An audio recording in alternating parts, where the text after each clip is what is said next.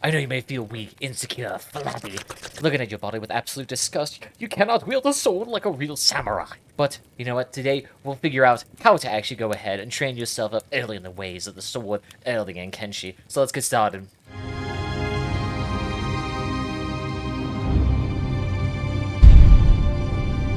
So welcome back, everybody. Today we're taking a look at this level, if we will, the Kenshi to figure out how to go ahead and raise up your melee defense and your melee attack skills here, because it's primarily going to be the way that you're going to be interacting with combat in this world. It's going to be able to dictate how much damage you deal, how often you attack, and really how well you can survive.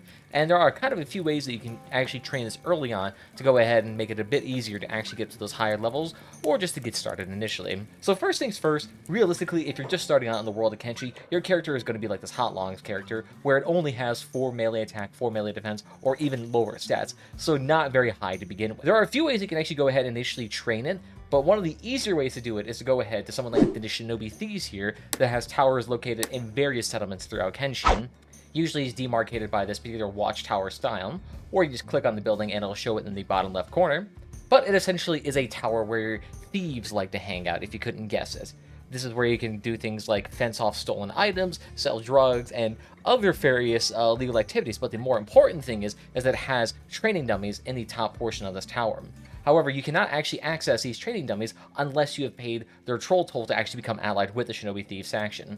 And the easiest way to go ahead and do this is to make sure that you have 10,000 cats, so in this case I have 20,000 cats, and talk to the SHINOBI Thieves boss. You can tell it's the boss just by the little icon here in the left side here.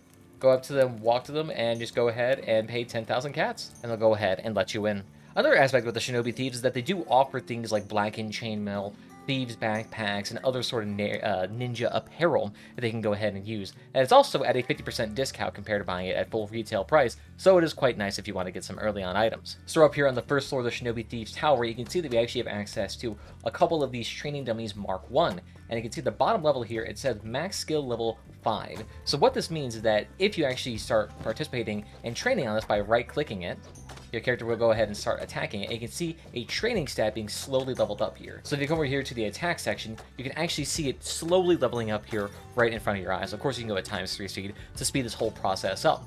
But essentially, since it is only a Mark 1, and it only has a max skill level of 5, your character can only reach a max level of melee attack 5. But that is better than 0 and is a good way to go ahead and get started off. On top of that, there are other dummies around here too. So for example, there's the assassination dummy here that can get you a maximum level of 19 into the assassination skill.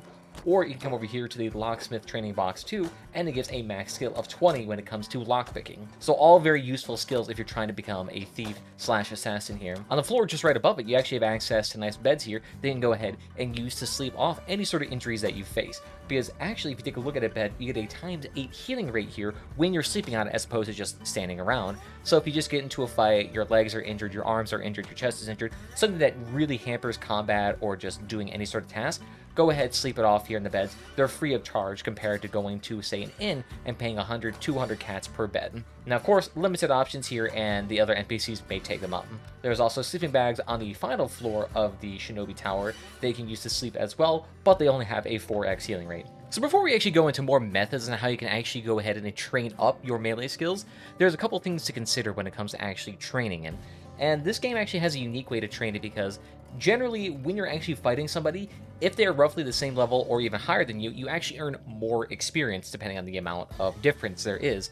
But the also inverse is true too, where the stronger you are compared to the person you're fighting, the less experience you get. In fact, this is clearly explained when you take a look inside your skills category for your character. And it's also doubly affected by things like gear itself. So if you ever take a look at your weapons or your armor, you can actually see that sometimes they have things like melee attack bonuses or melee defense bonuses. Same thing with weapons, and sometimes they even have a modifier on top of that that is further enhanced by being indoors. So say if you have a very long weapon like a polearm, generally those are not going to be usable indoors, or rather not advised to be used indoors, because you're going to get a penalty associated with attack, defense, or sometimes even both. So your weapons and your gear can affect how much skill you have innately. And on top of that, if your gear itself actually gives you a melee attack bonus, that actually is applied to your experience as well. So your experience gain while wearing gear that gives you bonuses actually decreases.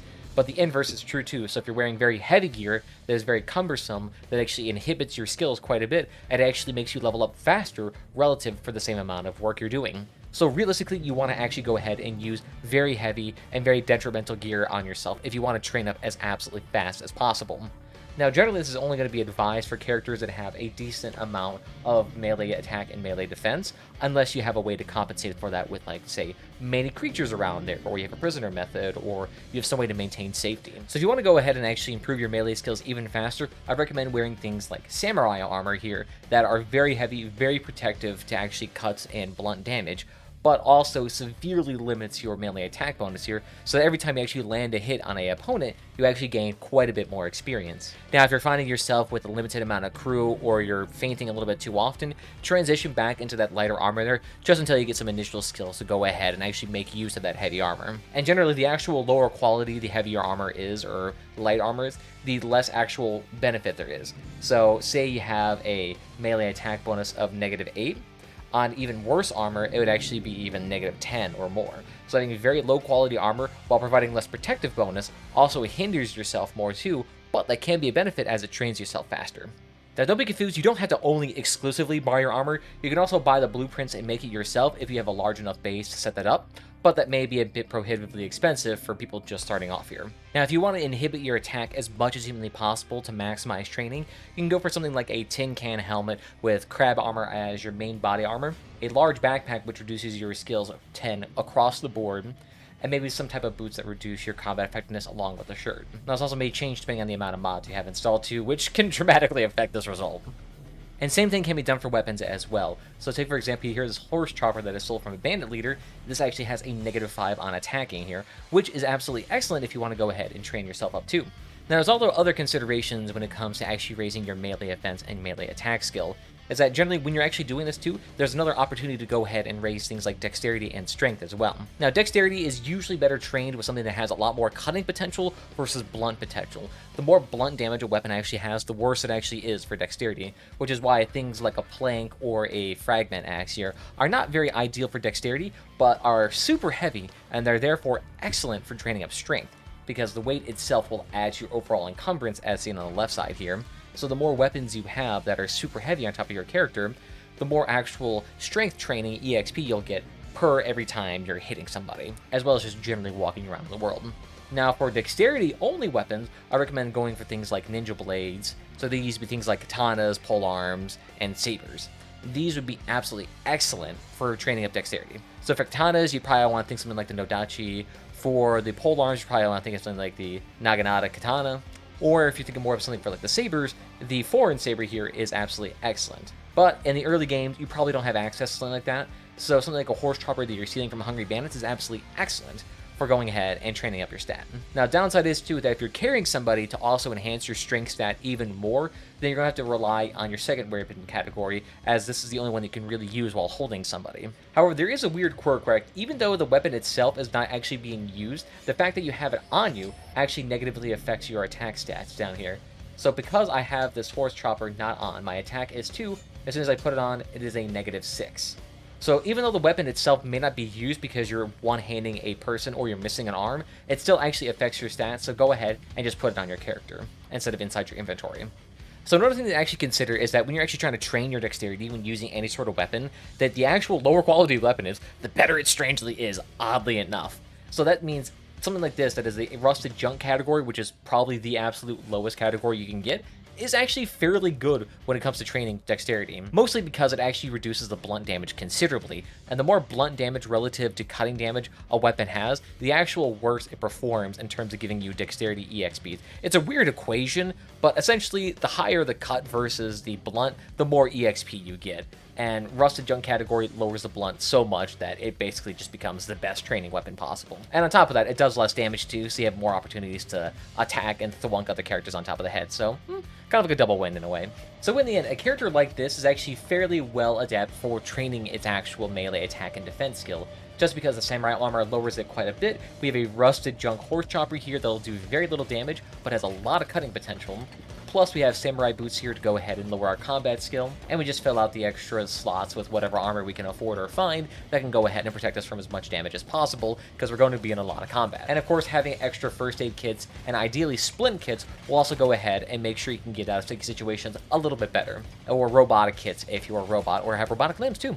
Now, if you're having a hard time actually accessing equipment, the easiest way to actually get equipment early on is just to drag bandits in the base by taunting them, or by going ahead, taunting animals in, skinning them, selling all the equipment, and just buying some cheap stuff. Generally, that'll work fairly well for early on, until you get a base started here and start earning some money that way, or the good old-fashioned mining method. So there are a few ways that you can go ahead about and actually training melee offense and melee attacking. Now, going out there and just fighting out random bandit squads is an absolutely fantastic way of actually doing it. Now, early on, you're not really going to have very high stats, so doing it is going to result in a lot of pain, obviously. So that's why generally you're going to want to stick to cities and go ahead and doing it there, because we can do dragon bandits, go ahead and participate in the fights, and then go sleep off in either a town that you have purchased, rebuilt, and put sleeping bags into, or you can just go into the inn and sleep in the beds there. Now, another method is actually using the prisoner method. So this is actually a fairly easy way to go ahead and do this, and generally it just involves actually creating a prison yourself, releasing a prisoner, attacking them, and then just kind of letting them recuperate and doing it again. So let's go ahead and actually go over what you need for that.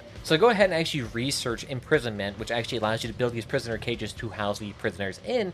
Requires a level 3 research bench here and technology level 3. Once you have that, you can go ahead, go into your actual technology tree here, and go to the defense section, and it'll be right there. Imprisonment only costs you 1 novel to have, minus all the others it takes to actually get to technology level 3. When talking about prisoners, a good quality prisoner will actually go ahead and make your training go a lot further.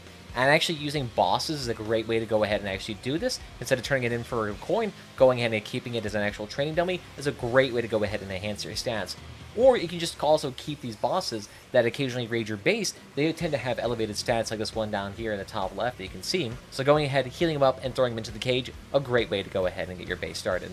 Alright, so we got ourselves here a nice level bit of a prison, which realistically actually does not sound that kind of hopeful, but it is one of the guaranteed safest ways to actually go ahead and train your recruits.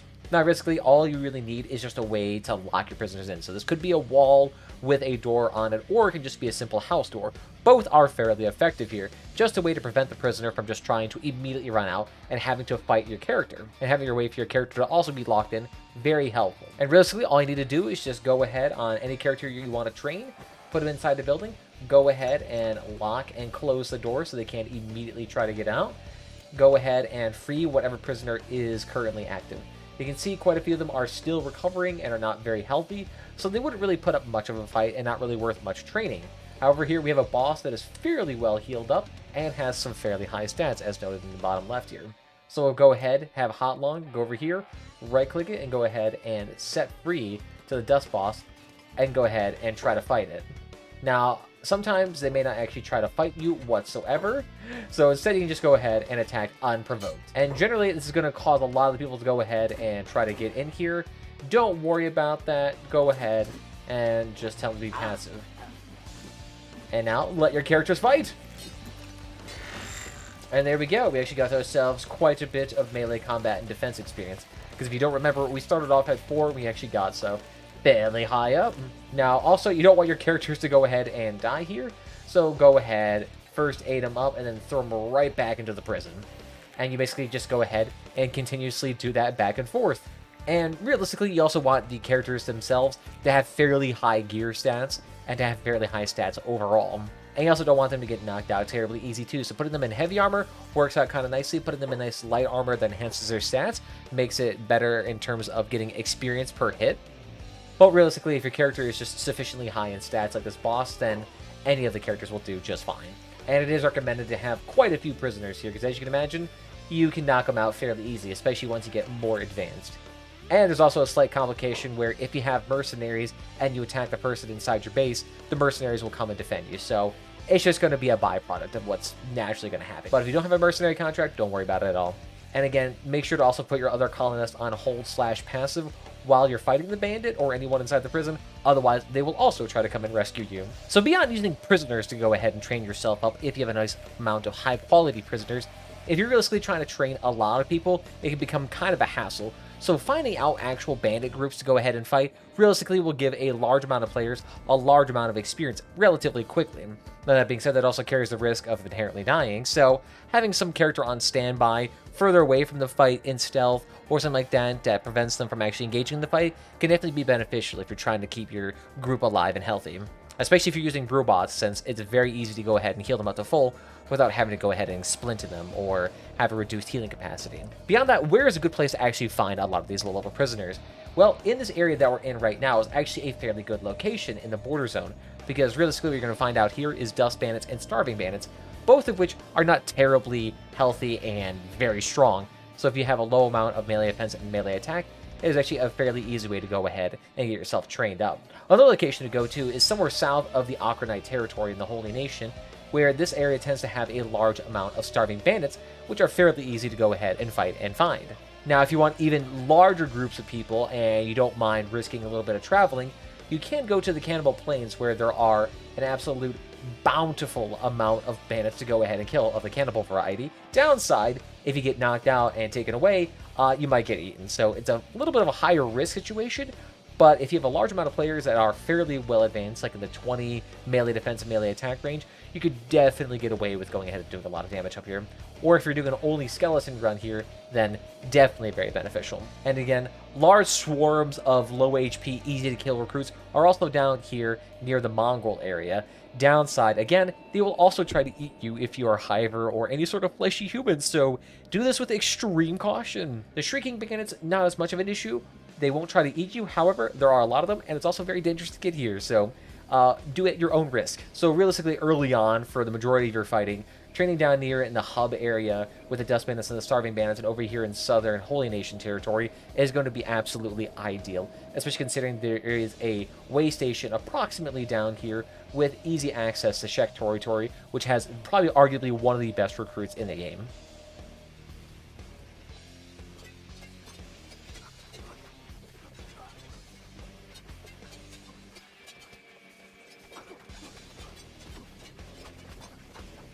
Now, if fighting animals is more of your speed, Raptor Island is also a great territory to go ahead and test your mettle. There are a lot of raptors there that are not necessarily cannibalistic, so they won't eat your crew. However, there are quite a bit of them, and if you aggro a lot of them too many at a time, you may perish, but still a great way to go ahead and get a lot of enemies to go ahead and beat down. If crabs are more of your thing, you got plenty of crabs over here in United Cities territory, so if that's more of your thing, congratulations, you have some options here. Downside is that some of the crabs can be quite durable and may kick your butt quite a few times. But if you have a little bit of tenacity here, or if you have a nearby camping site, great little place to go ahead and try as well. And I would advise that if you're in general going to try to do any sort of strength training or combat training, try not to do it inside of any United Cities territory, because there's a decently high chance that you'll be put into slavery, which, no bueno, it's kind of hard to get out of that, and because it just becomes a pain for a little bit of time. Now, I should also mention that there is another way to actually go ahead and train up fairly early on, and that is trying to micro high-level troops. Now, what I mean by that is that if you actually engage a high-level troop that is clearly way too high of a skill level for you to take on one-on-one, what you can actually do is that you can try to attack them unprovoked, and if you're the first person to swing in the encounter, you can actually just go ahead with it. However, it looks like if they're about to swing, quickly pause it and tell your character to move away, and that is a way you can manually dodge every single attack.